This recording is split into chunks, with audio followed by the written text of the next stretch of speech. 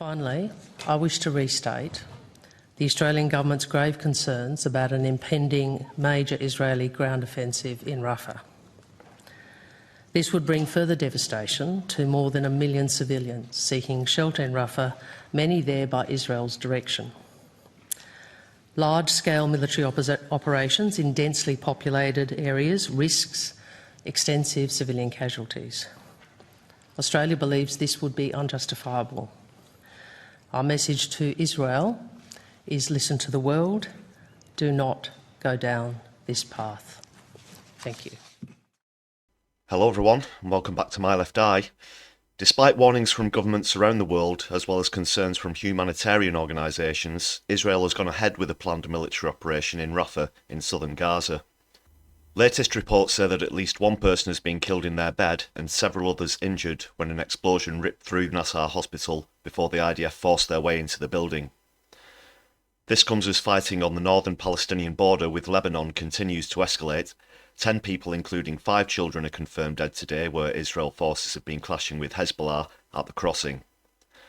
This video shows scenes from inside Nassar hospital taken earlier today. Some viewers may find the following footage to be distressing.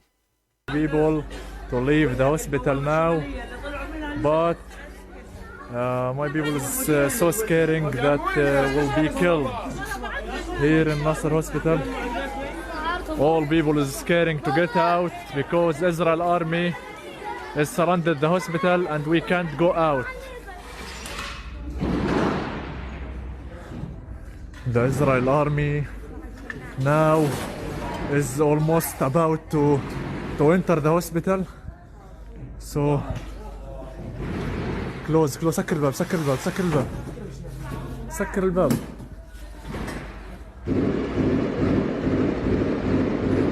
Israel army try to enter Nassar hospital now.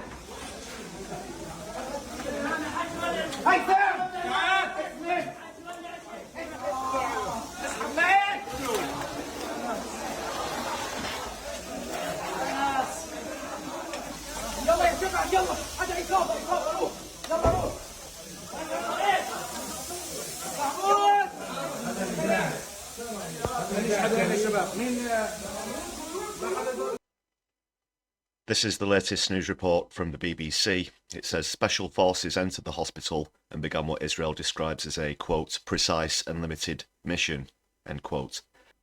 The IDF says the aim is to find and return bodies of hostages it believes are hidden inside the medical complex. This information, the IDF said, is based on its own credible evidence. Chaotic scenes are being reported from inside and around the hospital where many displaced people are said to be sheltering. Hamas rejects the IDF's accusations, saying claims about hostages being held inside Nassar are lies.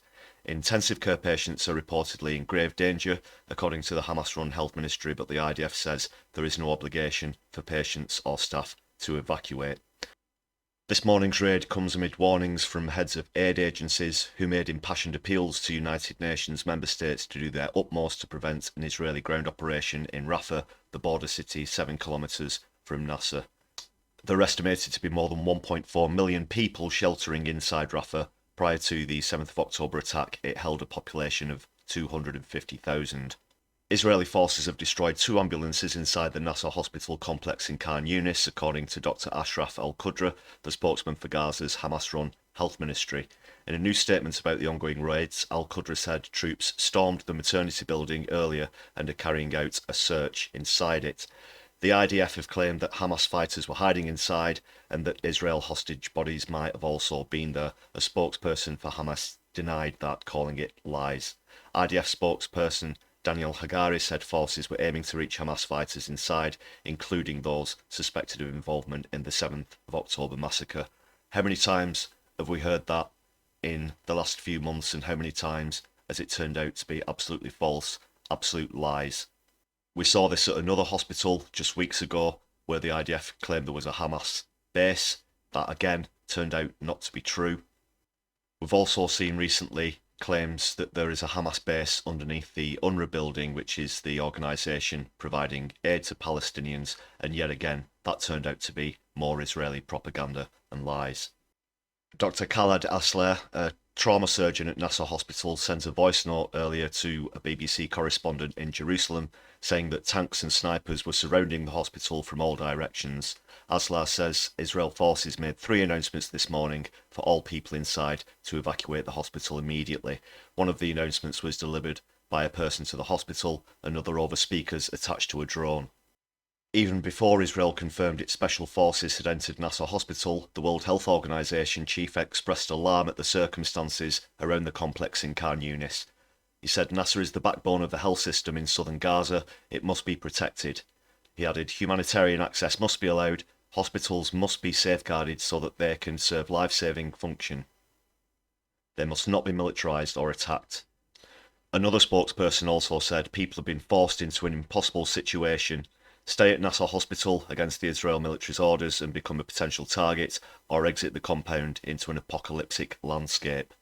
There's been a response from Hamas to Israel saying it had credible information that gunmen were hiding in Nassar Hospital, had kept hostages there, and that bodies of hostages may still be there. Senior Hamas official Sami Abu Zuri tells Reuters news agency that Israel's claims are lies. He adds that all previous Israeli allegations against hospitals had proven to be false.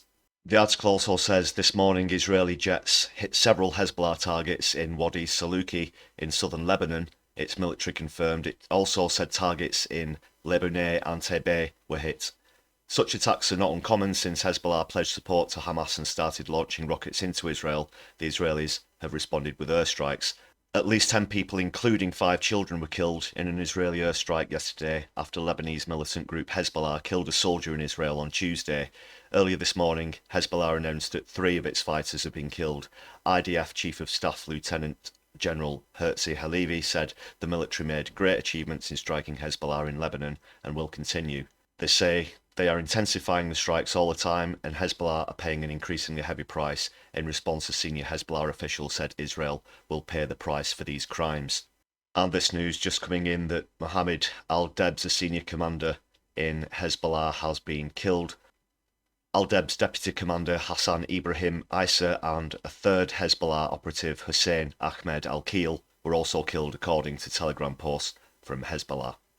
So despite Israel claiming that they will not be attacking any civilian infrastructure, we've again seen them launch a raid on a hospital under the pretense of searching for members of Hamas. This has been an excuse that they've used before in the past. As I said before, it's turned out to be untrue, turned out to be more lies and propaganda. But what are your thoughts about this news story? Please do let us know in the comments what you think about this latest raid in Rafah. All comments greatly appreciated. Just wanted to say it's been great to get so many new subscribers recently. If you're new to the channel, you're very welcome here. Thanks a lot for your comments on some of the videos we've done lately. If you've not checked out some of our other content, please do so. You can see one of our videos right now in the bottom left hand corner of your screen. Well, until next time, take care everyone. We'll see you soon on my left eye.